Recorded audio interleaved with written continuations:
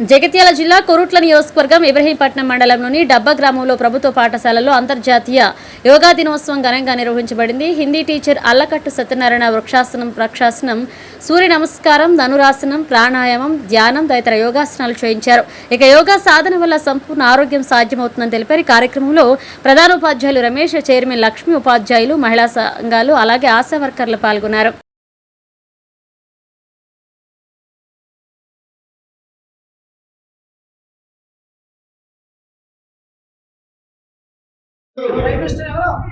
Prime minister Narendra Modi గారి సౌజన్యంతో ఇది యోగా అనేది ప్రపంచవ్యాప్తంగా తెలిసిపోయింది.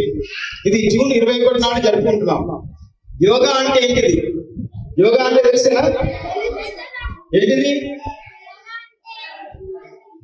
యోగా అంటే కలయిక. ఏం కలయిక?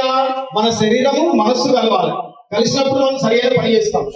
మనసు ఒక కాడ, శరీరం ఒక కాడ. ఇప్పుడు పొద్దున సార్ ప్రేయర్లో చెప్పింది, ఏది మనసు పెట్టి చేసినా అది యోగానే, ఏది మనసు పెట్టినా యోగా.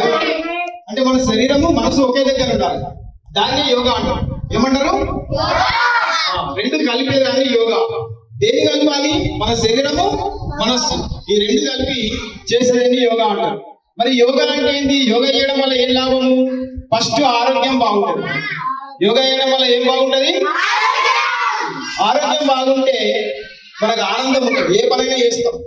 ఆరోగ్యం మంచిగా లేదనుకో, నాకు కడుపు వస్తుంది, నాకు తల వస్తుంది, నాకు కాళ్ళు వస్తుంది, నాకు చేతులు వస్తుంది, ఇట్లా చెప్పి మనం అన్ని పనులను చేయకూడదు.